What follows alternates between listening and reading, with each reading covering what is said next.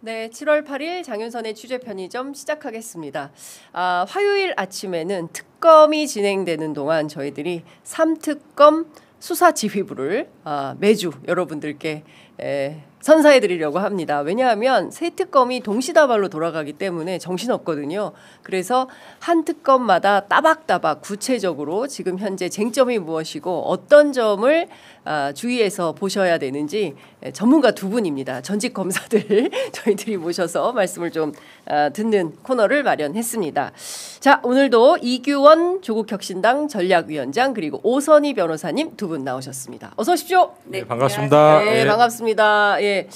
오 변호사님 지난주에 너무 그 디테일이 살아있는 역시 전직 검사는 다르구나. 예, 이런 평가를 들을 만큼 디테일이 살아있는 얘기들을 많이 들려주셔서 시청자들의 평가가 매우 좋았던 것 같습니다. 예. 자, 그리고 이규원 위원장님 지난주 스트레이트 잘 봤습니다. 예, 저는 정작 못 봤습니다. 예, 이제는 인기인이 되셔가지고 유명 인사가 되셔서 나중에 또 이러다 저희 프로그램 안 나오시겠다고 하시는지 모르겠어요. 스케줄이 바빠서 뭐 취재 편의점 못 나오겠다 이러시면 매우 곤란하다. 예. 제가 집이 여의도라서 가까우시군요. 취재 편의점이 너무 좋습니다. 알겠습니다. 예. 설마 걸어오시는 건 아니죠? 뛰어오고 있습니다. 예. 그러시구나. 그래서 늘 이렇게 땀이 흥건한 채로 오시는군요. 알겠습니다. 자, 본격적으로 좀 말씀을 여쭤봐야 될 것 같은데 일단 지금 당장 목전에 닥친 것이 있으니 이제 윤석열 구속 과 관련된 이슈입니다. 오늘 아침 많은 라디오 프로그램에서 구속되냐 안 되냐 몇 퍼센트 가능성이 있냐 이걸 물어보고 있어요. 저도 사실은 여쭤보고 싶진 않은데 타 방송사들이 하고 있기 때문에 저희도 의례적인 질문 여쭤보도록 하겠습니다. 자, 우선 오 변호사님께 여쭤보겠습니다. 구속영장 발부됩니까? 바람과 함께 섞어서 전문가의 판단을 90% 저의 개인적 희망을 10% 섞어서 100% 나온다. 100% 나온다. 예. 이규원 위원장님은 이게 뭐 어쨌든 사람이 하는 일이니까요. 뭐 100%라는 숫자는 뭐 상징적일 수도 있겠지만 뭐 현실적이지는 않고요. 저는 그래도 뭐 한 99%? 99%? 1%가 짜네. 혹시라도 이게 기각되면 뭐 이게 나라냐 뭐 그 정도 생각이 들 것 같습니다. 기각되면 이게 나라냐 또 나온다. 그러니까요. 근데 확실히 아직 공무원물이 덜 빠지신 것 같아요. 아직은 자꾸 현직 검사 같은 느낌이 들어가지고 검사물이 아직 덜 빠지신 거 아니에요? 혹시 뭐 나중에 뭐 혹시 나중에 다시 공무원 다시 공무원 될 수 있어서 농담입니다. 알겠습니다. 어쨌든 대체로 많은 분들이 이건 100% 나올 수밖에 없다. 왜냐하면 그 사이에 뭐 특검에서는 지금 굉장히 화가 많이 난 상태인데 변호인에 의해서라고 이제 특검은 추정을 하는 것 같아요. 이 영장 청구서가 66쪽짜리 청구서가 도하에 다 풀려버렸다. 시장에. 이거 누구냐? 유출한 사람이 문제다. 기자들은 열심히 쓰세요. 다만 유출자에 대해서는 엄단하겠다. 이제 이런 입장이에요. 원래 이게 구속영장 청구서 바깥으로 나가면 큰일 납니까? 그게 원래는 나가면 절대 안 되는데 뭐 여러 가지 이유로 뭐 아주 좀 이렇게 이목이 집중된 사건에서는 왕왕 그게 좀 유통되거나 아니면 기사화되는 경우도 있습니다. 뭐 여러 가지 뭐 이게 경로가 있을 것 같은데 어제도 보니까 이게 많이 돌아다니더라고요. 발은 없지만 엄청 많이 돌아다니던데 문서가 발은 없지만 마구 돌아다닌다. 이게 스캔본을 보면 위쪽에 보면은 이게 팩스로 법원으로부터 받은 게 확인이 되더라고요. 그걸로 보아서 변호인 측으로부터 유출된 것이 유출이라는 표현은 뭐 법률적인 평가니까 거기를 통해서 어떻게 좀 유통된 것이 조금 더 유력하지 않나 그렇게 짐작하고 있습니다. 그렇군요. 오 변호사님도 그렇게 보십니까? 이게 이제 구속영장 청구가 됐을 때 절차가 어떠냐면요. 영장이 이제 뭐 이번엔 특검에서 또는 검찰에서 법원에 넣으면 법원에서 사전영장은 신문기일을 잡거든요. 그리고 법원에서 변호사 사무실이나 당사자한테 신문기일을 알려줘야 되잖아요. 알려주면서 그 영장 청구서도 부본을 송달합니다. 근데 이게 워낙 짧게 잡히기니까 실무적으로는 어떻게 하냐면 뭐 우편으로 넣거나 이러질 않고 변호사 사무실 전화해서 신문기일 언제입니다. 요거 영장 어떻게 드릴까요? 그러면 팩스가 빠르니까 팩스로 다 받거든요. 저희도 그렇게 하고 있고. 그래서 표지에 항상 이제 법원 그 팩스라고 표지가 되어 있고 표지에 법원 접수 도장도 찍혀 있는데 이게 이제 그거면 변호사 사무실 유출본이죠. 그 표지가 그렇게 생겨 있으면. 이제 다만 이제 오히려 저는 제가 직업이 변호사니까 이게 유출본이 돌아다니는 게 뭐 알려진 바로는 주민번호 주소까지 전부 다 가려지지 않은 상태여서 이게 무슨 팀킬도 아니고 그러니까 내용적으로도 윤석열 씨에게 유리하지 않을 것 같은데 그리고 아니 그렇다 치더라도 어찌됐건 뭐 주민번호 주소까지 이렇게 다 공개할 문제냐. 그냥 농담 삼아서는 이렇게 다 뿌려주면 이제 온 국민이 손해배상 소송 보정명령 없이 다 할 수 있는 거 아니냐. 송달 다 시킬 수 있고 이런 생각까지 들었습니다. 그렇구나. 아니 근데 그 어쨌든 이게 뭐 처음에 유출이냐 아니냐 뭐 그거 가지고 기자들 사이에 특검에서 워낙 세게 얘기를 하니까 이제 살짝 논란이 됐지만 내용 자체가 굉장히 경악할 만한 게 많이 들어 있어요. 그리고 그동안 우리가 뭐 총을 쏴서라도 뭐 칼을 통해서라도 그 다음에 이제 한남동 관저를 요새화시켜서 나를 지켜라. 그래서 경호처를 사실상 사병화했다라는 논란은 체포영장 1차 집행 때부터 계속 제기됐던 논란인데 실제로 내용을 들여다보니까 그거보다 훨씬 더 심각한 내용들이 많이 담겨 있더라고요. 그렇죠. 그 이게 이제 구속영장에서 이제 구속영장이 청구되는 범죄 사실 그리고 그것에 관련한 소명, 그러니까 적어도 입증의 정도는 아니지만 상당한 정도의 소명 그리고 구속을 필요로 하는 사유 이렇게 구속영장이 구성되어 있는데요. 요 소명 내용을 보면 되게 구체적인 그 쌍따옴표의 내용들까지 포함되어 있다고 하고 그거는 사실상 관련자의 진술하고 증거들이 굉장히 많이 확보되어 있다는 의미인데 이게 없는 거를 영장에는 넣지는 않거든요. 있는 걸 넣는 거니까. 있는 거가 요약된 본이 구속영장이라고 생각하면 굉장히 경악스럽죠. 이거는 어떻게 적어도 한 나라의 대통령이 더군다나 법률가로 살아온 사람이 이런 방식으로 계속 헌법과 법률과 국민을 배신하는 방식으로 행동을 했을까에 대한 충격은 당연히 너무 심합니다. 제가 아까 90%에 110%의 개인적 바람 이런 말씀을 드린 게 사실 구속영장의 소명자료 내용만 보아도 이거는 그냥 대통령이 아니라 일반 국민이 권력자 그냥 단순히 그냥 누가 힘 있는 사람이 이렇게 했어도 말이 안 되는 범죄 영역이거든요. 그러니까 뭐 오 변호사님 보시기에 가장 경악스러운 대목은 어떤 대목이었어요? 지금 말씀하신 부분 중에 뭐 이를테면 그 사병을 통해서 이게 공수처가 영장을 집행하는 거잖아요. 그리고 구속영장도 아니고 사실은 체포영장이고 그런데 총 얘기하면서 저지선 1차, 2차, 3차 전쟁하자는 것도 아니고 저지선을 만들고 계속 명령해서 한다는 거 하나가 사실은 대통령으로 선택할 수 있는 문제인가가 있었고요. 두 번째는 저는 증거인멸에 관련한 내용들이 굉장히 많았거든요. 이게 전 되게 부끄럽더라고요. 이규현 위원장님은 어떠셔서 저도 궁금한데 어찌됐던 검사라는 이름으로 국가의 녹을 먹었고 그런데 가장 하면 안 되는 일이 이런 식의 증거인멸인데 자기 개인을 위해서 증거인멸을 이런 식으로 지시를 했다. 이게 저는 저 스스로가 좀 부끄러워지는 정도였어요. 그러니까요. 비화폰 말이야 이거 이게 다 알려지면 이게 비화폰이야? 조치해. 이거 없애라는 거잖아요. 이게 뭐 통상 이게 구속 사유가 이게 뭐 도주 우려 아니면 증거인멸 우려인데 이건 증거인멸 우려가 아니라 증거인멸을 한 거 아니겠습니까? 그러니까요.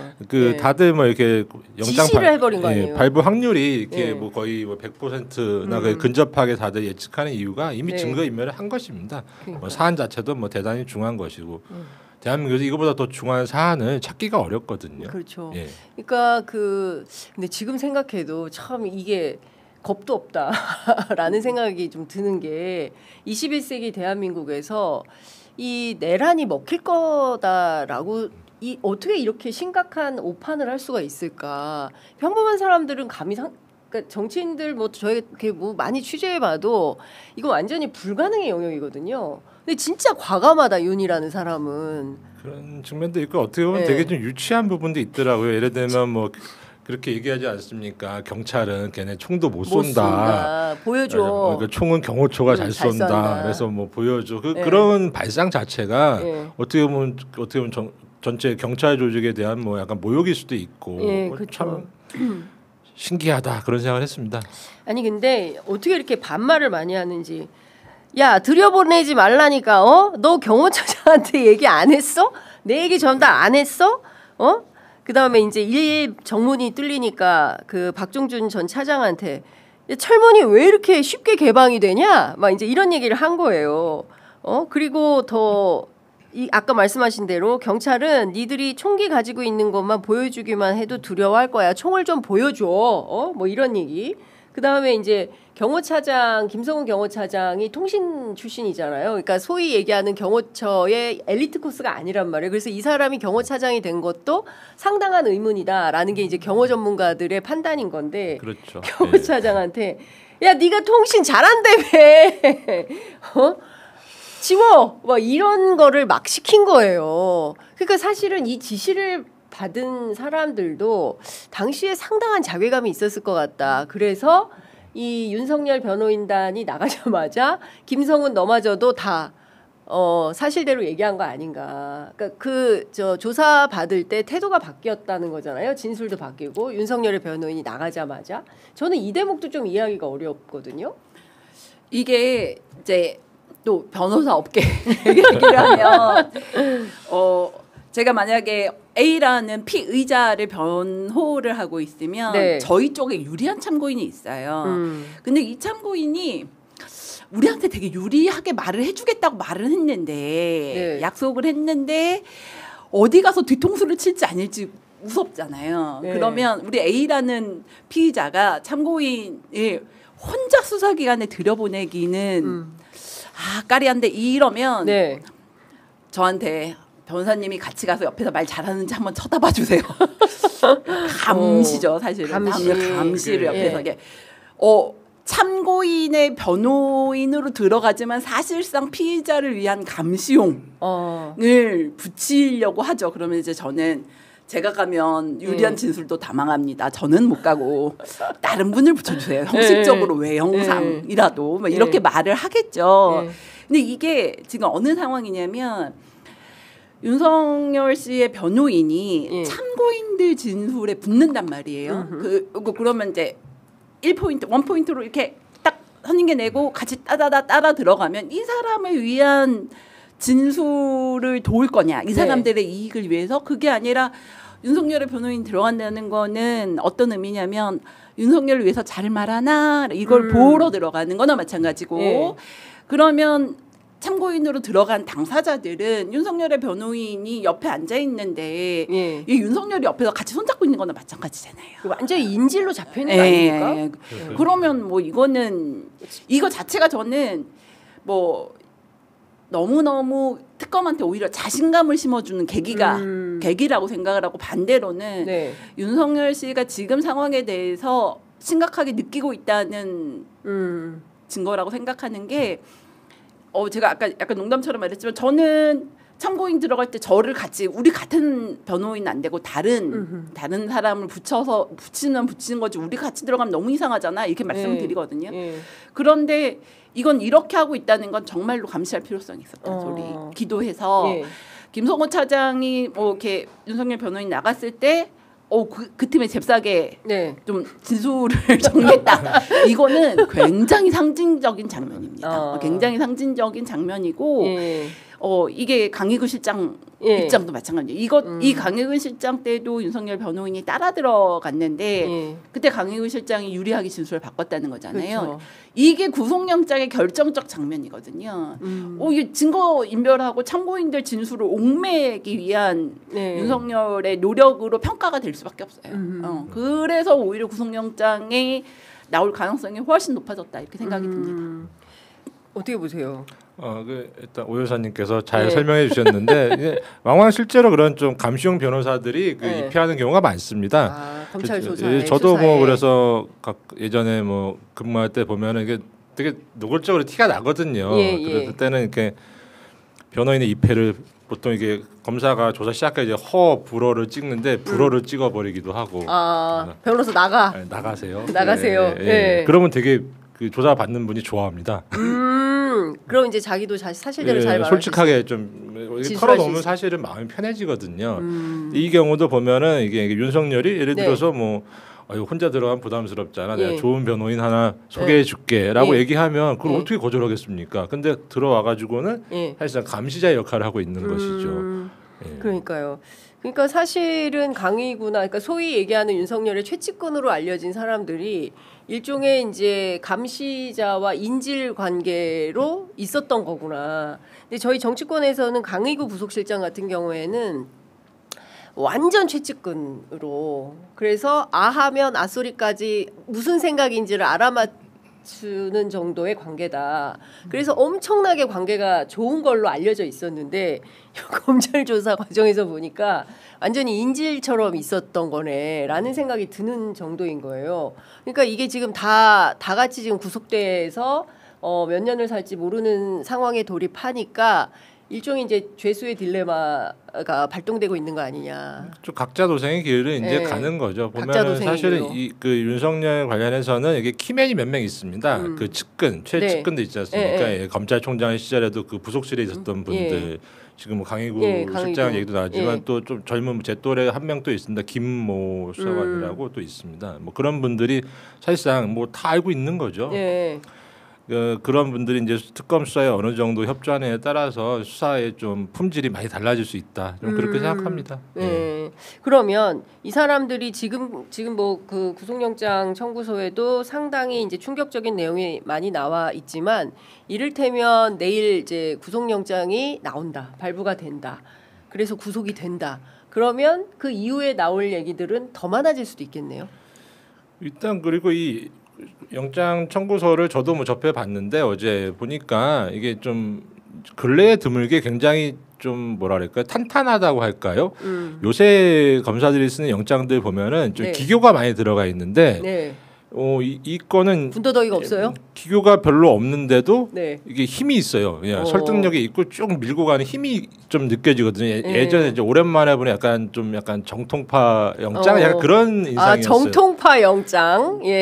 저희가 나옵니다. 그러니까 뭐 저희도 뭐 이게 좀 전현차 검사 시절에 이제 배울 때 선배들이 쓰던 그런 영장. 요새는 좀 접하기 힘든 뭐 그런 느낌이었어요. 그러니까 그거는 뭐 다시 얘기하면은 수사가 탄탄하게 잘 되고 그 근거가 충분하다는 거죠. 그러니까 글이 잘 써진다는 얘기지 않습니까? 그렇죠. 그래서 제가 그 영장을 쭉 이렇게 일독을 해 보니까 제가 판사라도 기록을 굳이 안 보더라도 이 영장만으로 설득이 되는 거예요. 그래서 영장만으로. 그래서 저는 뭐 이게 왜 돌아다니는지와는 별개로 잘된 영장으로 이해했습니다. 그 얘기 자체는 수사가 잘 됐다는 얘기예요.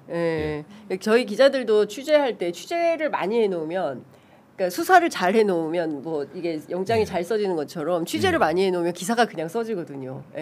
보통 손가락이 일한다고 하죠. 그러니까 이게 지금 이규현 위원장님 말씀하신 것처럼 잘 모를 때 옛날에 이렇게 잘 모를 때 손한테 일을 시켜보면 손이 저절로 움직이면 그게 답이라는 말을 농담처럼 했었는데 이게 저도 이 영장 내용 보면서 되게 굉장히 클래식하죠. 그리고 지금 언론에 그 구속에 필요한 사유가 굉장히 길다. 뭐 이게 많이 나오는데 실제로 클래식한 영장들이 이게 길어요. 왜냐하면 범죄를 저질렀다고 해서 다 구속해야 되는 건 아니잖아요. 그리고 구속의 사유에 대한 설명, 구속이 왜 필요한지에 대한 설명이 아주 좀 섬세하게 되어 있어야 되는데 요게 섬세한 영장이 기존의 옛날 방식의 클래식한 영장 스타일이고 요게 좀 이렇게 반영됐다 이런 생각을 많이 듭니다. 그렇군요. 두 분 모두 아주 그 조은석 특검팀에 대해서 찬사를 보냈다. 잘하고 계시다. 이렇게 평가한 걸로 수사지휘부에서 두 전직 검사가 뭐 요새 뭐 조승사자로 불리시던데 뭐 조승사자. 뭐 하여간 잘 뭐 영장은 뭐 좀 평가가 그렇습니다. 뭐 다른 건 조금 더 지켜봐야겠죠. 저희는 항상 그래도 좀 네. 어쨌든 계속 그 견제하는 역할을 해야 될 좀 임무가 있기 때문에. 네. 예. 어쨌든 지금 그러면 뭐 구속의 사유가 이제 여러 가지가 있지 않습니까? 근데 큰 틀에서 보면 이제 범죄의 중대성, 재범의 위험, 그 다음에 이제 피해자 중요 참고인에 대한 위해 가능성. 앞서 말씀하시는 게 이제 진술 강요 혹은 또 너 내가 시키는 대로 말해야 돼라는 압박. 이것 때문에 위해 가능성이 있어서 이 사람 구속하지 않으면 안 된다라고 판단을 한 걸로 보인다. 이렇게 정리하면 될까요? 너무 그렇죠. 예. 네. 그러면 일단 이걸로 이제 구속이 됐어요. 그러면은 이제 그 이후에 수사 전개는 어떻게 된다고 예상해 볼 수 있을까요? 이제 구속이 되면 지금 구속영장 범죄 사실에 관련한 거는 어쨌건 증거 내용이 정리되고 있다는 소리거든요. 그래서 증거 내용이 정리되고 있다는 거니까 뭐 이제 구속 기간 내에 기소하는 것은 당연하고 지금부터의 문제는 기소 이후에 지금 윤석열 요 재판 진행되는 것도 약간 버티기 재판을 하고 있거든요. 네. 버티기 재판을 하고 있어서 이 사건이 기소된 이후에도 이제 두 재판이 병합이 돼서 굴러갈 거냐, 네. 그리고 버티기 재판에 또 구속 기간이 만료되는 상황은 어떻게 할 거냐, 그리고 이거 말고 지금 영장 범죄 사실 6개 말고 추가로 뭐 외환죄 등이 거론되고 있는데 네. 이 추가되는 약간 다른 별건 수사들은 어떻게 진행할 거냐 이런 네. 문제들이 좀 남아 있는 것 같긴 합니다. 네, 그렇군요. 일단은 그 영장 실질 심사 때 본인이 나와서 소명을 세게 하겠다는 거잖아요. 근데 그분은 뭐 저희가 뭐 탄핵 심판 때부터 그러니까. 늘 접해왔지만 그게 네. 스스로 이게 확률을 떨어뜨리는 방식의 변론 전략을 취하고 계셔가지고 네. 집보다 거기가 더 편하신 게 아닌가. 아니 근데 그런 얘기도 많았잖아요. 이제 헌재 변론을 쭉 국민들께서 예. 지켜보시면서 변호인단이 오히려 엑스맨들 아니냐 이것부터 시작을 해가지고 본인에게 유리한 진술을 한다기보다는 오히려 막 그 가르치려고 들고 그다음에 증인들을 윽박지르고 뭐 이런 방식이 이게 뭐 죄송한 말씀일 수 있는데 변호인이 그 의뢰인의 이익을 위해 복무해야 되는데 가끔 이런 좀 약간 특정 사건이나 정치적 성향을 띤 사건에 있어서는 변호인들 중에 자기 아주 정치. 뭐 극히 일부겠습니다만은 약간 자기 PR이라든지 어떤 자기의 특정 이해관계를 위해서 오히려 더 전념하시는 분들이 가끔 눈에 띄더라고요. 예, 좀 이렇게 보기 좋은 모습은 아닌데, 그러니까요. 그런 분들이 되게 많았어요. 갑자기 나와서 마이크를 잡는다거나, 그 실제로 이제 헌법재판소에 출석해서 그리고 뭐 구속되느냐 마느냐, 체포영장이 집행되느냐 마느냐 이 가운데 막 유튜브에 출연해서 변호인이 막 인터뷰하고 있고 막 이런 장면들을 왕왕 봤던 그런 기억이 납니다. 뭐 3년 뒤에 보면 알겠죠. 3년 뒤에요? 예. 3년 뒤에 보면 뭐가 보입니까? 뭐 차기 총선 아니겠습니까? 어느 당으로 어떻게 출마하느냐. 예, 그러게요. 누가 어떻게 비례대표로 누가 나갈지 이게 다 보인다라는 생각이 좀 듭니다. 그리고 어쨌든 이제 그 외환죄도 그렇고요. 그거 말고도 지금 뭐 국무회의 관련해서 이제 공범이 하나 적시됐으니 그게 바로 한덕수 전 총리 아니겠습니까? 저는 이분이 왜 그토록 그 우리 모두 사랑해야 됩니다. 막 이러면서 대선 출마를 그토록 하려고 하시는지 정치적으로 도저히 독해가 안 됐었거든요. 근데 이제 보니까 공범이었네. 그래서 이거 피하려고 그랬네. 이런 생각이 딱 드는 거예요. 그 한덕수 총리의 경우에도 공범으로 적시가 됐기 때문에 구속영장 청구 가능성이 있습니까?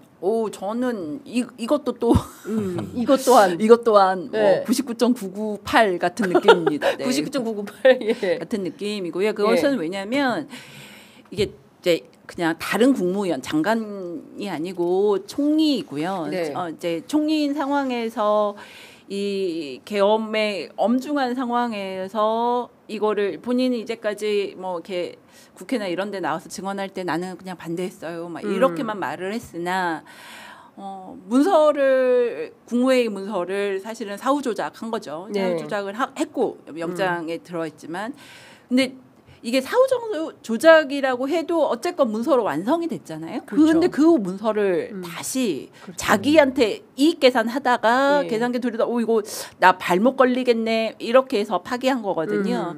이 과정을 보면 이것도 사실 또 본인이 증거인멸이어가지고 본인의 범죄 사실로 들어가면은 증거인멸 지시한 거거든요. 그래서 구속 사유가 또 하나 한덕수 전 총리에 대해서 사유가 있는 거여가지고 그리고 이 1년의 과정에서 본인이 지금 뭐 계엄 이후에 쭉 상황을 보면 계속 자기 이해관계만 따지고 있었지 범죄에 대해서는 계속 회피하고 있어서 요거는 특검에서 당연히 구속영장 안 할 수가 없다 이런 생각은 듭니다. 그렇군요. 이규현 위원장님도 그렇게 보시나요? 일단은 뭐 국무총리는 뭐 일반 장관하고는 조금 좀 다르게 취급돼야 될 것 같고요. 다만 저도 뭐 구속영장 청구 가능성은 높다고 생각하고 뭐 특검이니까 원칙대로 해야 되지 않겠습니까? 뭐 일국의 국무총리를 뭐 윤석열 밑에 있으니까 뭐 봐주겠다. 그거는 국무총리라는 뭐 지위를 고려했을 때 그런 논리는 성립할 수 없고 당연히 영장을 적극적으로 검토해야 되는데 다만 이 뭐 문서 관련된 뭐 여러 범죄만 가지고는 좀 부족하고 사실은 그게 보면 대통령 거부권을 사실 제일 많이 행사한 사람이 윤석열보다 한덕수입니다. 네. 뭐 수십 번을 행사했기 때문에 그거 관련해 가지고 뭐 정당 고발들이 좀 많았던 것으로 제가 기억하고 있고요. 그 부분에 대해서도 도대체 그 이제 대행에 불과한 국무총리가 그 거부권을 남발했거든요. 그 부분이 뭐 직권남용으로 평가될 수 있다는 좀 견해도 많기 때문에 그 부분 수사까지 좀 감안해가지고 영장을 청구하면은 발부 가능성이 좀 상당할 것으로 뭐 이해하고 있습니다. 그러니까 단순히 이제 국무회의 이제 회의록 작성과 관련된 것 이외에 이제 그동안 그 대통령 권한대행으로 있으면서 수차례 했던 거부권 행사에 대해서 직권남용 그게 그러니까 어떻게 보면은 그게 내란 직후에 그런 역할을 한 거지 않습니까? 그러니까 내란과 관련된 어떤 좀 뭐 어떻게 보면 수습 업무라든지 뭐 그런 차원에서 이해가 되는 측면이 있기 때문에 특검에서 수사가 충분히 가능한 것이 아닌가 저는 뭐 그렇게 이해하는 측면이 있습니다. 그 대목은 어떻게 보십니까? 그 비상계엄 직후에 한덕수 총리와 한동훈 당시 이제 국민의힘 당대표가 갑자기 공동정부를 하겠다면서 기자회견을 했어요. 그래서 저게 말이 되느냐, 저 자체가 위헌적 상황이다라는 비판이 굉장히 많이 있었는데 이것 또한 뭐 구속이나 뭐 이런 거에 사유가 될 수 있습니까? 그것도 하나의 뭐 고려할 수 있는 에피소드긴 한데 그 부분은 뭐 약간 좀 뜬금없는 상황이라서 뭐 그거를 어떻게 평가할지는 아직 뭐 두 분의 뭐 속 얘기를 들어본 사람이 아무도 없어서 뭐 지금 좀 예단하기는 좀 어렵지 않을까. 근데 조금 뭐 어떤 상징적인 에피소드는 될 수 있을 것 같습니다. 한동훈 당시 당 대표도 특검에 뭐 이를테면 참고인 자격으로라도 소환 가능성이 있습니까? 그거는 관련자들이 어디까지 진술했느냐가 중요할 것 같고요. 왜냐하면 지금 특검이 차분차분 나가야 하는 방향성이 좀 있긴 하거든요.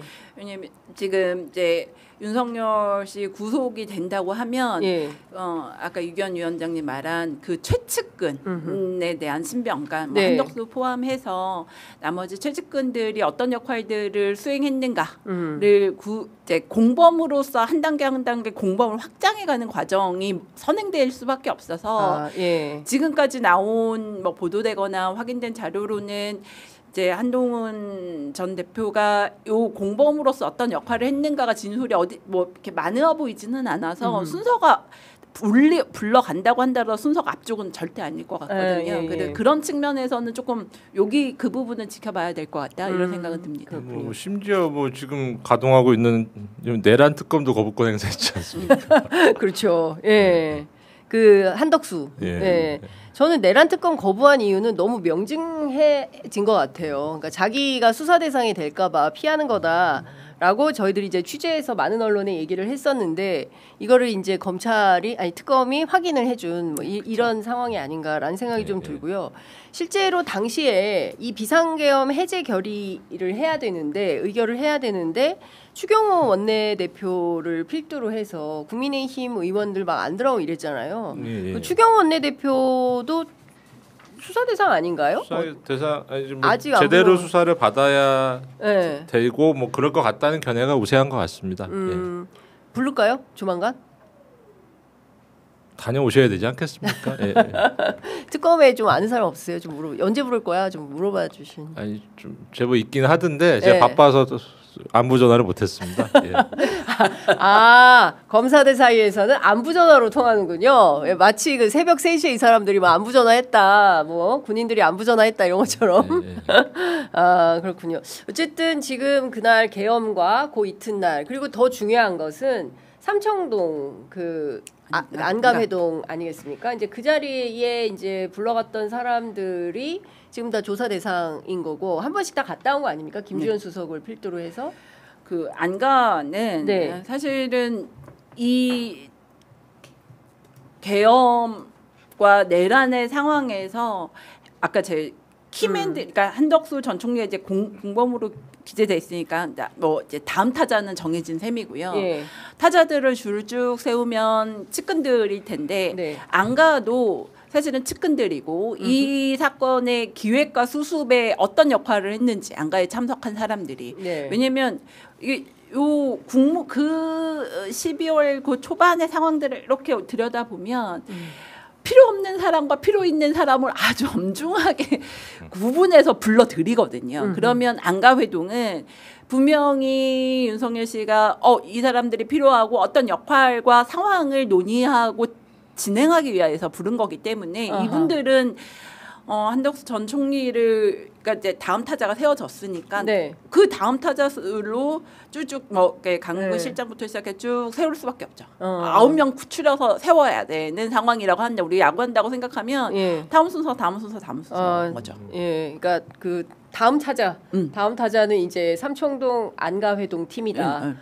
이렇게 전망하셨어요. 뭐 영장 자체는 뭐 전혀 언급이 없긴 한데 안가회동 자체는 예. 그 내란 행위와 그 이후에 뭐 여러 상황들을 갖다 이제 연결되는 그 고리 중에 하나가 안가회동이기 때문에 네. 실체가 있는 것으로 보여지고요. 네. 그 엄중한 상황에서 예.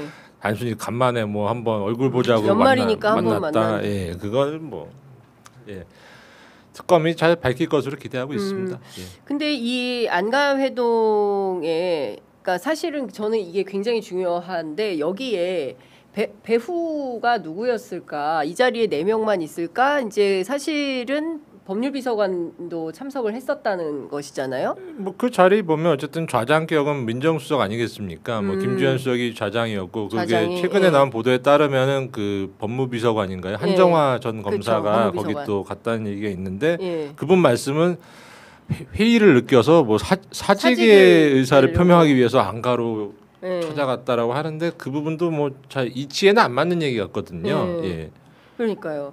그리고 한 명이 더 있다는데 그 사람이 누군지는 지금 확인이 안 되고 있고, 근데 대통령이 없으면 그 사실은 그 안가 문을 열어줄 수 없다. 왜냐하면 관리 자체를 대통령실 총무비서관실에서 하기 때문에 열쇠를 열고 들어갈 수가 없다. 그러니까 대통령의 허락이 있거나 아니면 그 자리에 누군가 그에 준하는 누군가가 있어야만 이게 성사가 되는 모임이다라고 하기 때문에 관련해서는 특검의 수사가 조금 더 필요한 거 아닌가라는 생각이 좀 들고요.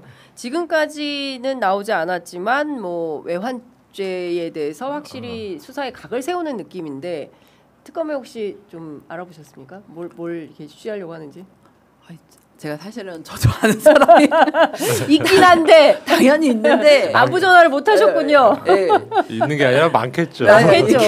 있긴 한데 안부 전화는 못 하고 제가 이제 그 사실은 뭐 윤석열, 김용현 민변에서 고발할 때 고발인으로 이름을 써가지고 재판도 이렇게 방청하러 갔다가 특검에 가 있는 또 이제 검사가 그 직관하기도 하고 그래가지고 이렇게 멀리서 막 이렇게만 하고 인사를 나누고. 네, 그래서 뭐 이렇게 복도에서 고생하지 뭐 약간 이런 느낌으로만 얘기했는데 그 이상은 사실은 본인들이 너무 부담을 느끼고 있어가지고 얘기를 하는 게 오히려 실례인 상황일 수도 있어서 저희가 접촉하는 것이 오히려 신뢰다.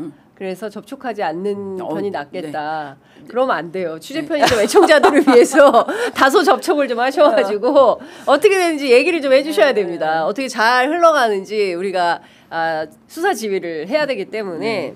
근데 제가 오늘 막 뛰어오다가 갑자기 생각이 난 게 있습니다.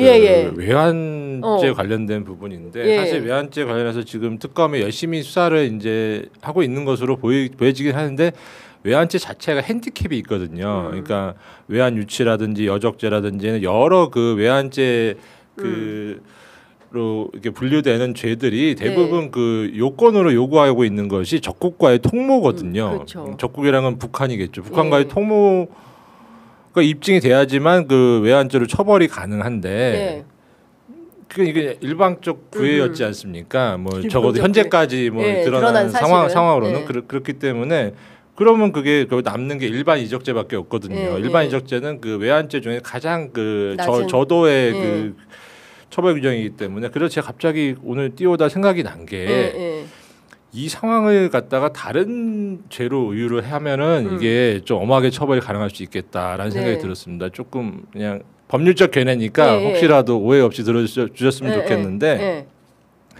이 형법상 외환죄의 특별법이 있습니다. 사실 대한민국에는. 아 그래요?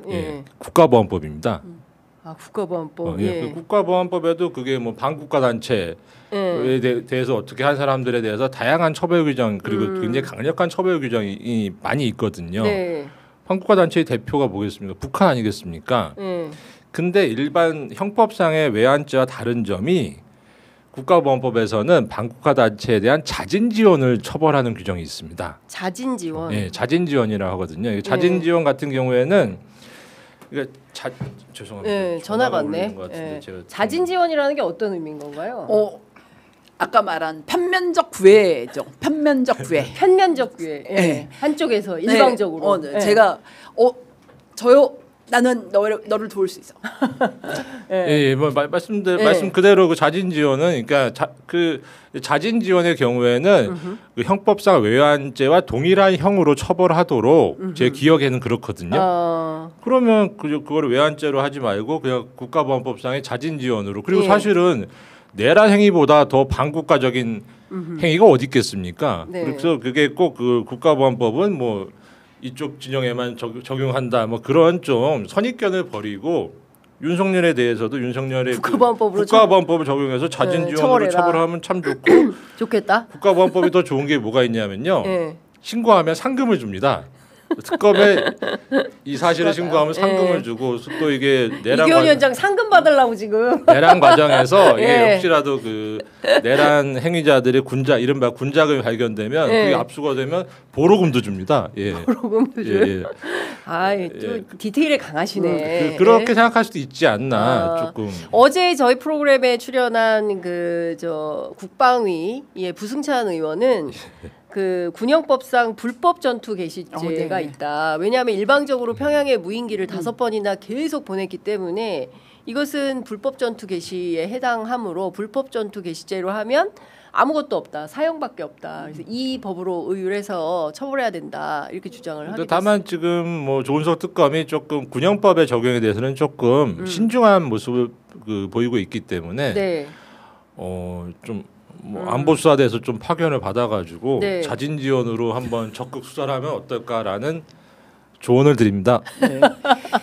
이게 어제도 이제 변호사들이 불법 전투 개시 이제 얘기를 듣고 전부 다 세상에 변호사들이 공부를 자꾸 시키네 막 이러면서 이 조문을 저도 어제 그 얘기를 듣고 처음으로 조문을 봤어요. 이게 왜냐면 저희가 사실 더 솔직하게 하면 내란죄 뭐 우리가 지금 말하는 모든 죄들이 뭐 검사든 변호사든 그런 게 존재하는지 모르고 있다가 상상을 초월해서 대통령의 직무에 있는 사람이 어찌됐든 자신의 이익을 위해서 북한 건드려가지고 정치적 이익을 챙기겠어부터 시작해서 말도 안 되는 계엄을 했잖아요. 그래서 지금 우리가 법률적 의견을 지금 이기현 위원장님이 요런 것도 있네, 요런 것도 있네 얘기를 하는 이유는 굉장히 이상한 상황에 저희가 놓여 있다는 상징이기도 합니다. 이제 법률적으로 말도 안 되는 상황에 놓여 있고 그러다 보니까 뭐 이것도 저것도 세상에 판례한 게 하나도 없지만 형식상 다 죽어 있는 법률이라고 생각했지만 그래서 절대 일어나지 않는 일이기 때문에 그 법이 죽어 있다고 생각했던 거거든요. 그런 것까지 동원해서 생각하게 하는 상황이어서 이렇게 하면 처벌할 수 있다는 아이디어가 반갑기도 하지만 한편으로는 저는 되게 너무 이제 괴롭고 막 슬프기까지 한 게 우리가 사문화되어 있는 법은 그게 후져서 내지는 역사의 뒤안길로 우리나라 현재 그 발전된 상과 어울리지 않는 법이었는데 그거를 다 과거로 쳐박은 거거든요. 그래서 지금의 여러 가지 법률을 검토하는 것 중에 외환죄는 어찌됐든 우리와 같은 특수적인 상황에서는 이게 그러니까 죄명이 무엇이 됐던 처벌을 적극적으로 해야 한다는 거는 전 국민적 공감은 있는 것 같습니다. 네, 그러니까요. 근데 말씀 주신 대로 많이 서글프죠. 솔직히 말하면 87년 6월 항쟁 이후에 대한민국의 어떤 제도적, 절차적 민주주의는 상당히 확립이 되었기 때문에 사실은 내용적 민주주의를 이제 사회개혁 차원에서 어떻게 가져갈 거냐.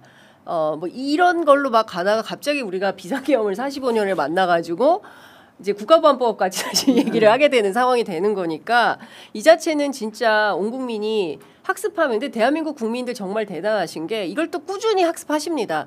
꾸준히 공부하면서 이제 그 따라가시는 거예요. 박근혜 때는 우리가 헌법만 공부하면 됐는데 윤석열 때문에 우리가 형법, 형사법, 형사소송법, 체포영장 이거 뭐 다 공부를 해야 되는 상황이 되고 급기야 지금 군형법까지 우리가 알아봐야 되는 이런 단계에 이르렀다라는 생각이 좀 듭니다. 그러니 이 많이 배운 사람들의 이 법기술과 이 법꾸라지들을 이겨내려면 국민들이 얼마나 고생이 많습니까?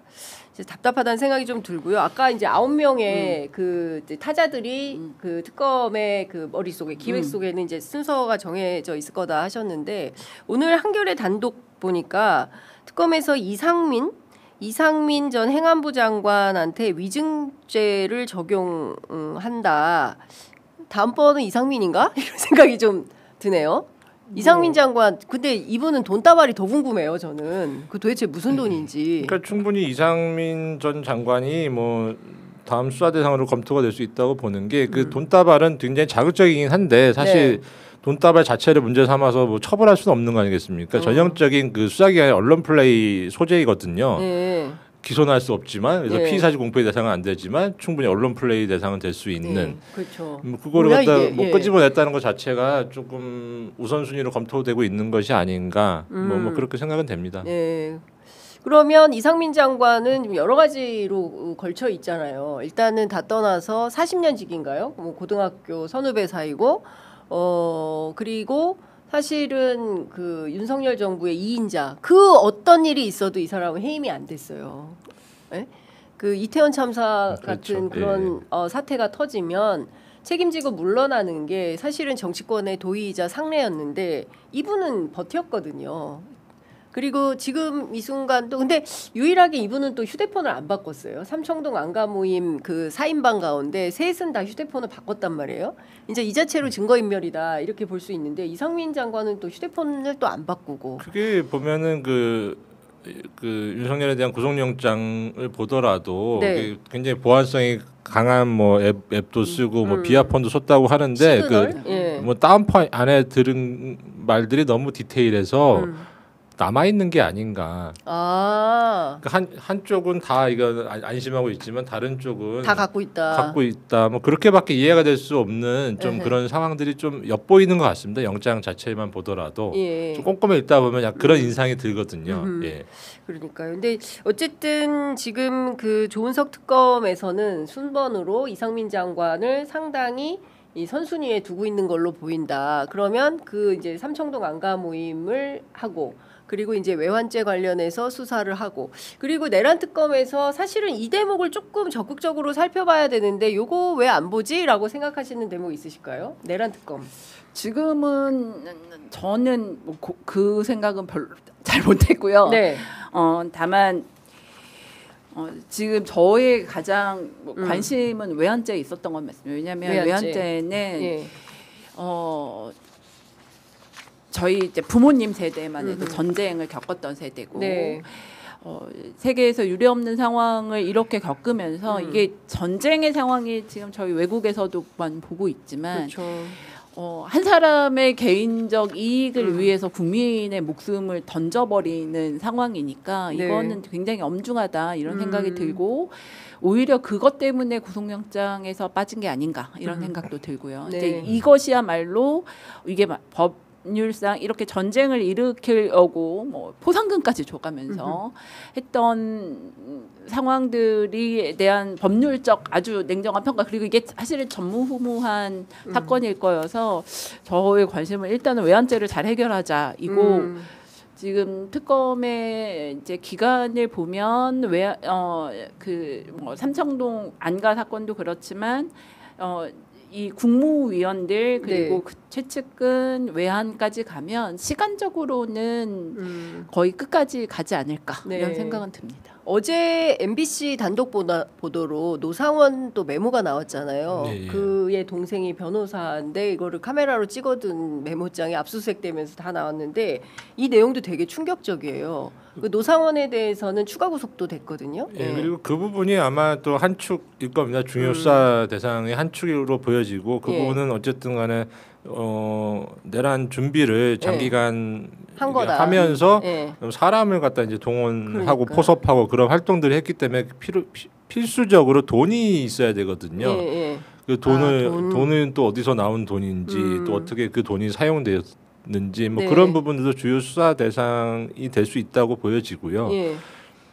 그래서 저는 좀 그 개인적으로는 조은석 특검이 뭐 많은 사람들을 이제 기소를 해가지고 법원에 그 쭈루루 세우는 것도 중요하지만은 예. 그것보다는 좀 꼭 필요한 사람들 위주로 예. 그 법원에 기소를 하면서 그 대신 좀 충분히 많은 진술들을 끌어내고 그거를 이제 역사에 기록하는 것이 그 예. 중요한 임무 중에 하나라고 생각합니다. 꼭 그냥 사람을 많이 처벌하는 것만이 많이 구속하는 것만이 내란 특검의 임무는 아니다. 좀 그런 생각을 좀 가지고 있습니다. 그러니까 저는 사실 개인적으로 제일 궁금한 게 내란을 도대체 왜 했을까? 왜 기획했을까? 곽종근 사령관 말대로 영구집권 계획을 가지고 있었던 건가? 대통령이 당선되자마자부터 그래서 이 장대한 기획을 했던 건가?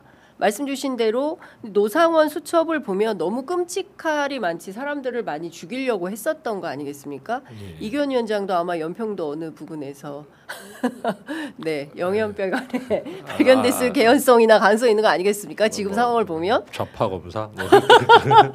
아니요 네. 좌빨 아유, 좌빨 검사 이렇게 되는 거죠. 예. 오 변호사님도 그랬을 것 아유 저는 아닌가요? 저는 예, 아닐까요? 라고 기대하시죠? 네. 모릅니다. 네. 예, 상황은 모릅니다. 그러니까 지금 보면 사실은 자신에게 반대하는 모든 사람들 그리고 이거 아닙니다. 이거 이런 길이 있습니다라고 제안하는 모든 사람들은 반국가 세력으로 찍어가지고 전부 노상원식 표현에 따르면 이제 폭사를 시키려고 했었던 거 아닙니까? 근데 그러면 이 도대체 왜 이런 기획을 한 건지에 대한 그리고 누가 배운지가 너무 궁금한 거예요. 저는 그리고 서울청장에 따르면 지극히 개인적인 가정사 도대체 뭐냐 이게 이제 이런 것들을 저는 특검이 밝혀내야 되지 않을까라는 생각이 좀 드는데 거기까지 갈 수 있을까요? 그거는 사실은 사건을 수사하는 과정에서 이 네. 사람의 머릿속을 수사할 수는 없고 다만 이게 어디에서부터 생겨난 아이디어인가 어디에서부터 시작이 그러니까 어떤 사건 보통 이렇게 사람들이 생각을 해도 트리거가 되는 일들이 있고 예. 어디에서부터 시작이 됐고 아이디어가 어떻게 출발했는지까지는 밝혀주는 게 특검의 역할이라고 생각을 하고요. 네. 이 왜 시작했는가가 이 사람의 뭐 성향이나 개인적 이런 문제가 아니라 이게 머릿속에 있는 생각이 실천되는 과정이 중요하거든요. 그 실천의 과정에서 누가 무엇 때문에 개입을 했는지는 그 시작의 단초는 밝혀져야 이게 역사가 반복이 되지 않기 때문에 그렇죠. 그거는 이제 밝혀야 된다고 생각은 하고 네. 뭐 기자님 이렇게 질문은 그냥 이거는 그냥 개인적인 인상평인데 네. 아주 장기간 검사를 했던 사람들이 약간 뭐 이런 거는 있습니다. 내가 다 알아 내지는 나한테 반대하는 내 말을 듣지 않는 사람이 나쁜 놈이고 네. 내가 옳으니까 이제 왜냐면 고정값이죠. 내가 옳고 내가 다 아는 게 고정값이니까 그렇지 않은 네. 그렇지 않은 반대하는 사람은 마치 범죄자 피의자인 것처럼 사고하는 데서부터 출발을 하면 본인은 굉장히 그냥 감정이입을 해서 생각하면 내가 옳고 나머지 놈들이 다 틀렸으니까 이거를 내가 틀린 사람들을 구속하고 교도소에 넣는 것처럼 다 제거해 버려야겠어. 이런 식의 발상 가능하지 않았을까 같은 생각은 나는 선이고 내가 하는 일은 다 옳고 내가 세상을 다 말에 옳고 반대하면 너는 다 뭐 교도소로 가든 이 사고가 확장되면 예. 반대하는 사람들은 다 틀려지거든요. 그러면 굉장히 다른 사람들 다 나쁜 놈이고, 그렇죠. 예. 내가 너네들을 처단해 주겠어. 예. 사고의 확장 같은 맥락이라는 생각은 든 적은 있습니다. 그러니까 굉장히 위험하네요. 검사 오래 하면 안 되겠다. 예. 라는 생각이 좀 드는데요. 아니 지금 생각해 보면 너무 기가 막힌 게 뭐냐면 그 비상계엄을 선포하고 나서 수차례 이제 소위 얘기하는 대국민 담화를 하는데 막 국민들한테 화를 내고 야단을 쳤잖아요. 나라가 이 지경이 될 동안 당신들은 도대체 뭐 하고 있었어? 뭐야? 군기를 잡아요. 전 국민을 상대로. 그러니까 지금 생각해도 정말 납득하기 어려운 태도거든요. 그러면서 말로는 뭐 민주요 자유요 뭐 이게 도대체가 이게 말이 되는 건가? 그래도 뭐 어쨌든 뭐 그 조은석 특검이 여태까지 보여준 그 속도감 네. 그리고 뭐 대한민국에서 최고의 수사 역량이 모여 있으니까요. 좌고우면하지 않고 지금처럼만 한다면은 그 네. 특검 기간 안에 충분히 진실에 근접할 수 있다고 저는 생각합니다. 예. 자, 시간이 벌써 52분이에요. 이분들만 오시면 왜 이렇게 시간이 빨리 지나가는 건지 큰일 났네. 아직 특검 2개나 남았네요. 그러니까요. 빨리빨리 해야 될 것 같습니다.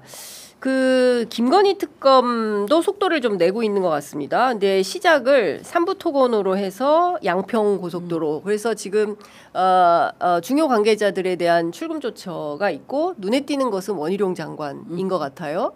삼부 토건부터 시작하는 이유는 뭐라고 봐야 됩니까? 일단 그 16가지 가운데. 일단 양평 같은 경우는 뭐 출국 금지야 뭐 수사의 뭐 극초기 단계에서 하는 거기 때문에 네. 뭐 출국 금지 자체가 이제 본격 수사의 뭐 신호탄이다 그렇게 해석하는 건 조금 뭐 살짝 과한 측면이 있는 것 같고요. 네. 아직 좀 뭐랄까 충분히 좀 진도가 안 나간 것으로 저는 좀 이해를 하고 있고 삼부토건은 일단 크게 수사기관에 손을 탄 적이 없는 사건이기 때문에 뭐 특검에서 좀 잡을만하다 우선 고려할만하다 그런 측면이 있고 결국은 이거는 뭐 누가 돈 벌었냐 그것만 네. 따지면 되는 그렇죠. 수사다 보니까 그리고 네. 금감원에서 한 1년 반 정도 계좌 추적을 철저히 해가지고 네. 나름 뭐 거기 에이스가 투입을 해가지고 열심히 했는데 네. 조금 이게 뭐랄까요 뭐 진상의 바로 앞칸에서 딱 멈추고서 그냥 그 상태로 그냥 검찰에 넘긴 약간 예. 그런 인상이 있습니다. 예. 이복현 책임입니까? 뭐 그 부분도 뭐 따져봐야 될 텐데 네. 결국에는 뭐 근데 그런 책임은 수사의 네. 맨 마지막 단계에서 따지거든요. 왜냐하면 그거 따지기 시작하면은 수사가 네. 이게 잘 안 돼요. 잘 안 돌아갑니다. 뭐 여러 가지 이유로 그런 네. 측면에서 그럼 뭐 맨 마지막 단계에서 뭐 결국 따지긴 할 것 같은데 네.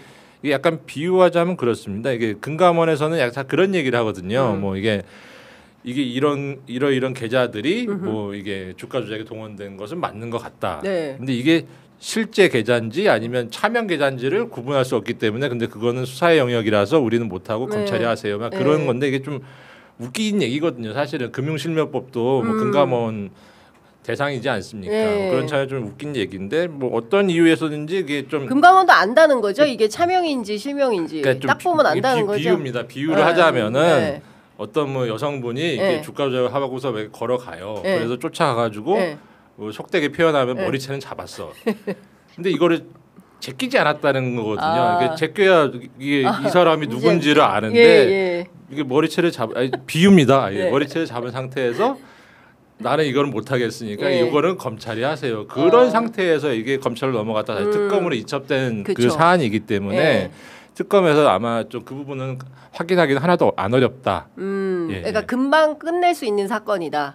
그 속도가 나지 않을까 싶고요. 근데 다만 이게 뭐 주가 조작이랑 잘 아시겠지만 이게 단선적으로 요새는 주가 조작이 이루어지는 것이 아니고 굉장히 중층적으로 여러 회사나 계좌나 뭐 다 동원이 돼가지고 네. 이루어지기 때문에 약간 그런 걸 정리하는데 조금 어느 정도 시간이 드는 것이지 뭐 실체는 다가간 것이 아닌가 뭐 그렇게 뭐 이해되고 있습니다. 그 문홍주 특검보가 내일하고 내일 모레 그 잇따라서 삼부토건 뭐 전현직 대표들을 다 줄줄이 소환해가지고 이제 수사를 한다고 하니까 관련된 내용을 좀 살펴보면 좋을 것 같고요. 뭐 문홍주 특검보는 양평 아닌가요? 삼부토건 정창래 대표를 불러서 소환 조사 내일 오전 9시 하기로 했다고 보도가 나오는데요. 예. 어쨌든 그리고 뭐 우크라이나 관련해서도 우크라이나 재건 포럼 관련해서도 이제 조사를 한다라는 얘기가 좀 나오는 것 같습니다. 이응근 전 대표 가족 계좌도 뭐 추적하고 있다. 뭐 이런 등등의 이제 보도가 나와서 여쭤봤고요. 어쨌든 이거 같이 세트로 수사를 하시는 것 같은데 삼부토건 양평 아닌가요? 일단은 뭐 그렇게 연결은 예. 되고 뭐 공통 인물이 뭐 전 국토부 장관이 뭐 공통 인물은 있는데 그게 양평 고속도로가 그게 좀 속도가 날지는 좀 저는 조금 의문이세요?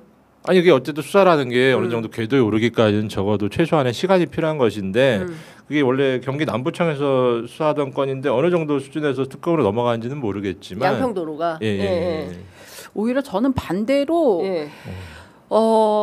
이 민중기 특검에서 속도에 대한 생각은 안 하셨으면 좋겠어요. 이게 그러니까 이를테면 조은석 특검은 단기간 내 중심 인물을 놓고 이렇게 돌아가기 때문에 속도 내기에 좋은 사건인데 민중기 특검 쪽은 사실은 사건들이 각자 각계로 흩어져 있고 굉장히 많고 관련자들이 이렇게 산만하게 있거든요. 그런데 여기서 속도를 내려고 하시면 오히려 안 되고 그러니까 국민 여러분들이 저기 왜 조용하지 이렇게 생각 뭐 영장 저기는 한다는데 이렇게 생각하시는 게 아니고 오히려 여기는 지금 기존에 있었던 조금씩 흩뿌려져 있는 그 첫 단계를 들고 와가지고 다시 하나하나 쌓아야 되는 지금 상황이거든요.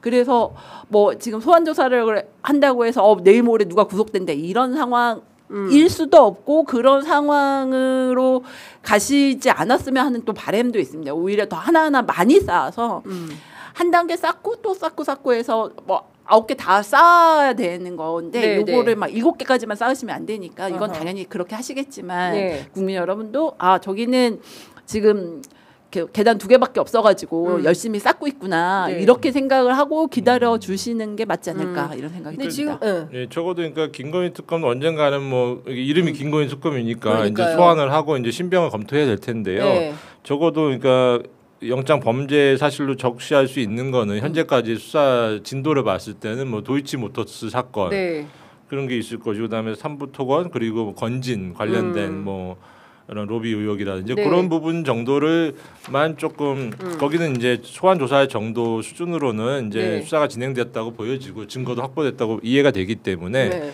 그 정도 적시하고 조사해가지고 입장 들은 다음에 영장 청구하고 구속영장이 발부되면 이제 나머지 예를 들어서 뭐 그 뭐죠 양평 고속도로라든지 그거 외에도 굉장히 많지 않습니까? 많죠. 그런 건들은 이제 계속해서 추가 수사를 이어가는 그런 방식으로 진행되지 않을까? 그게 제일 자연스럽지 않아요.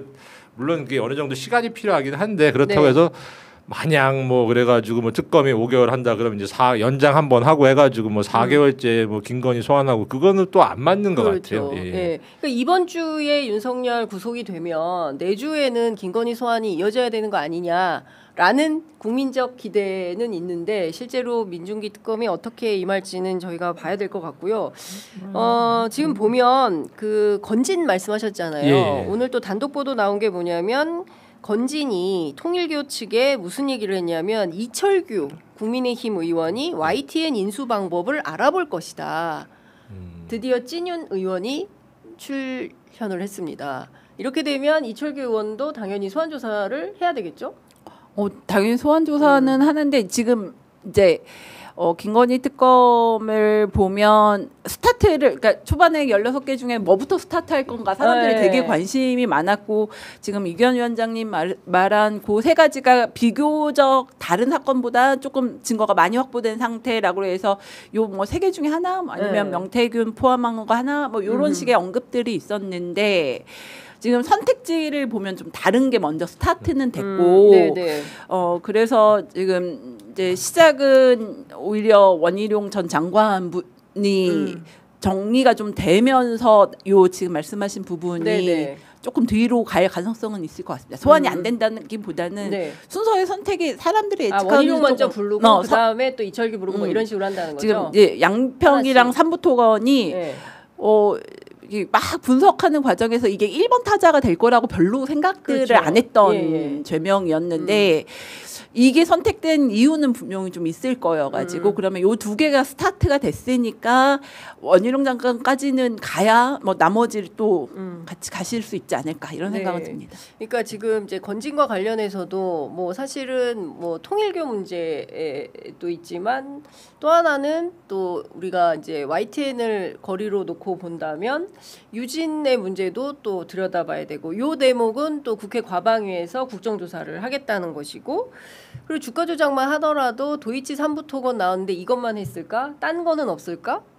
이렇게 해서 그 파생되는 사건들에 대해서도 다 들여다볼 거냐. 오늘 보니까 이제 김건희 특검이 삼부토건 말고 우리기술 주가 조작 의혹도 수사한다라고 이제 동아일보 단독 보도가 또 나왔거든요. 그 건은 뭐 시효가 임박한 것으로 알고 있고 근데 어쨌든 뭐 수사 대상을 뭐 무한정 늘릴 수는 없고 또 이게 너무 이것저것 뭐 욕심을 부리다 보면은 이제 속도가 저하되는 그리고 좀 사건이 산만해지는 문제가 있기 때문에 일단은 수사라는 거는 기본적으로 종심을 타격하는 것이거든요. 그러니까 핵심 혐의 위주로 해가지고 일단 신병을 확보한 다음에 시간이 허락하고 그 수사 인력이 허락하는 한도에서 최대한 뭐 다른 의혹들도 이제 규명하는 것이 바람직한 방향이라고 생각합니다. 그러니까 지금 보면. 사실은 진짜 너무 가지수가 많아가지고 국민들께서 다 쫓아가기가 어려운 정도로 이제 사안이 많은데 어느 것 하나 또 그냥 놓치기 힘든 수준의 내용들이에요.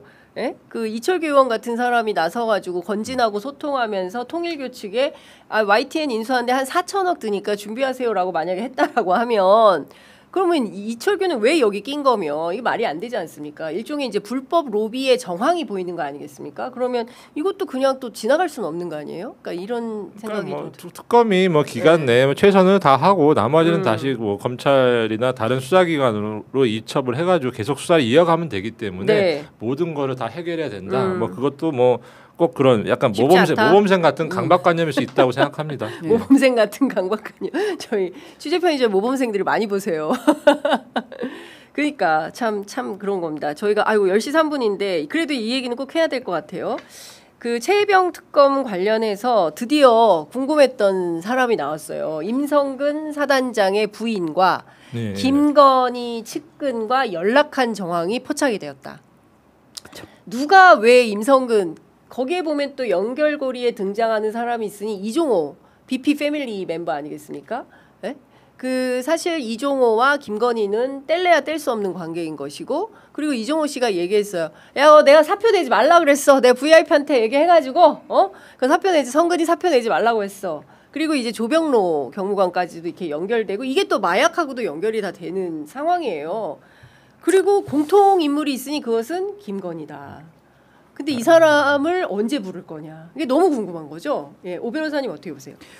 저는 그런 면에서는 오히려 김건희 특검보다 여기서 먼저 부를 가능성이 있다.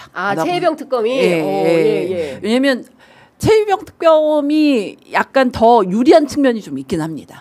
사건이 명료하고 밝혀진 것도 상당하고 이 지금 마지막 단계가 2단계거든요. 그래서 과연 이거를 덮으려고 한 정황에 누가 개입했냐가 마지막 남은 단계여가지고 요거는 뭐 임성근 전 사장장의 부인이 남편 구명을 위해서 나섰다가 지금 확인된 상황이니까 마지막 하나고리거든요. 마지막 하나니까 이쪽에서 먼저 부르고 정리를 뭐 이제 여기서는 영장을 못 하시겠지만 네. 요 나머지 요거는 소환은 이쪽이 먼저 해서 요 밝혀진 그 마지막 한 단계를 밝혀지는 게 먼저 있지 않을까 이런 생각은 듭니다. 최혜병 특검에서 김건희 먼저 부를 수 있다. 네.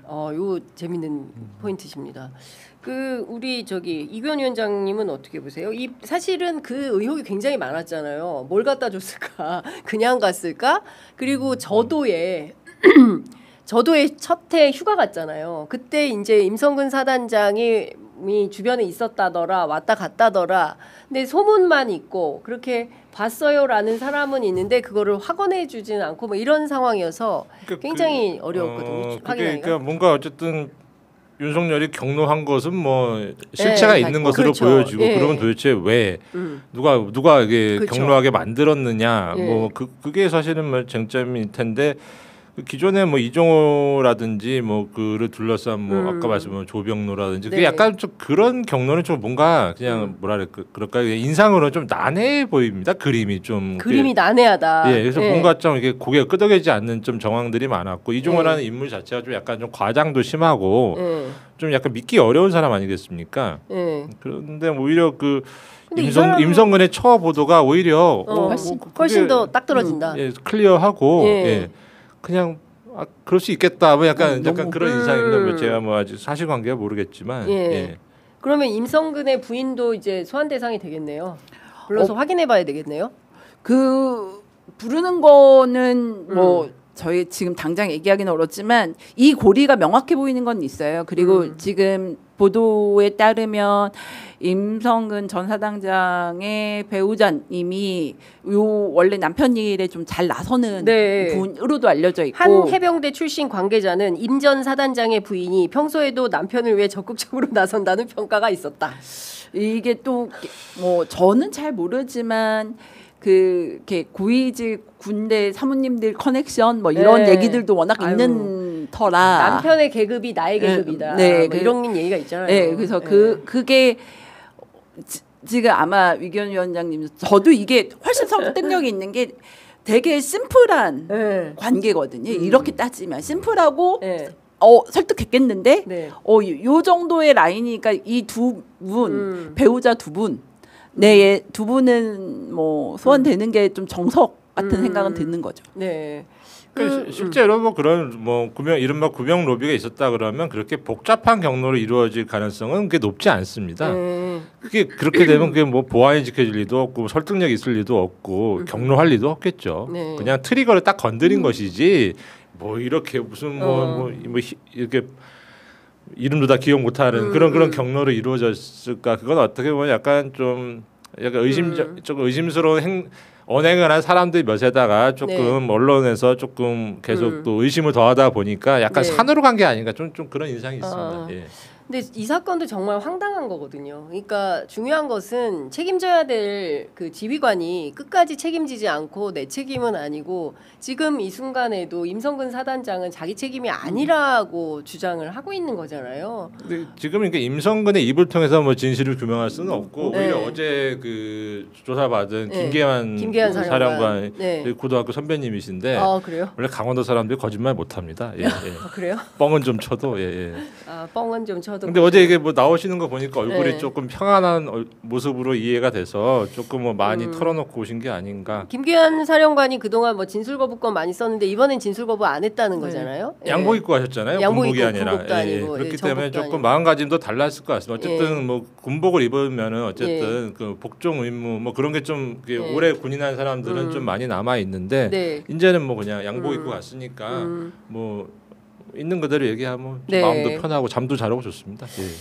근데 김계현 사령관도 사실은 처벌을 피하기는 어려울 거다라는 그 박정훈 대령의 변호인 김정민 변호사 같은 경우에 이분도 중간에서 여러 가지 그 일종의 이제 이 사건을 아주 명징하게 박정훈 책임이 아니다라는 거를 얘기해줘야 되는데 앞으로 네가 어려워질 거야 잘 버텨 이런 얘기를 하면서 자기는 빠져나간 이런 그 선배 군인이었다라는 거예요. 그동안에 이제 사건들을 쭉 종합을 해보면 그리고 그런 의혹도 있어요. 사실은 이게 김계환이 맞을 칼이었는데 대신 박정훈 대령이 맞은 거다. 이제 이런 얘기도 있고 해서 수사 내용이 어떻게 진행될지는 잘 모르겠어요. 그러니까 그 김계환 뭐 그분 같은 경우에 그렇죠. 보면 이렇게 위증 쭉 보면은 그냥 전형적인 약간 죄송한 이제 강원도 사람 행태 그러니까 이렇게도 어떻게 좋게 하려고 하고 저렇게도 좋게 하려고 하고 이게 남한테 좀 이게 나쁜 짓 약간 안 하려고 하고 그러다가 좀 이상하게 이제 꼬여버린 스텝이 꼬여버린 좀 그런 인상이었던 것 같은데 네. 그분도 뭐 어쨌든 책임질 일 있으면 책임은 져야겠죠 당연히. 예. 태전 호랭이님이 강원도 거짓말 안 해. 그럼 이철규는 이철규에 대해서 빨리 얘기하세요. 이게 제가 태백산맥 넘어선 잘 몰라가지고. 아 또 이렇게 피해가시네. 원주분. 예. 네. 또 이게 영동영서 지역 간에 또 이게 또 상당히 이게 태백산맥 때문에 넘어야 됩니다. 교류가 이게 쉽지 않아요. 교류하세요. 그런 교류하시고 넘어야 되지 않나라는 생각이 좀 듭니다. 자 댓글창에 이제 그만 정리하시죠. 마무리하세요. 라는 의견까지 올려주시는데요.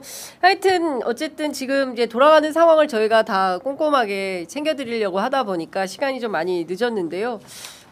그래도 대충 얼개는 머릿속에 그릴 수 있었다라는 생각이 좀 들고 제가 두 분께 다음 주에 좀 숙제를 내드리겠습니다. 예, 숙제를 내드릴 테니까 새 특검 단독 하나씩 가져오시기를. 뭐 어떤 상황이 벌어지고 있다. 저희가 뭐 제목은 나와야 되지 않겠습니까? 예. 잘 부탁드리도록 단독은 하겠습니다. 몰라도 뭐 유익한 얘기가 뭐 전해드릴 수 있도록 노력하겠습니다. 알겠습니다. 다람쥐님이 영서는 거짓말 안 합니다. 이분이 고향분인 것 같아요. 네. 자 오늘 두 분 말씀은 여기까지 듣도록 하겠습니다. 고맙습니다. 네, 감사합니다. 감사합니다.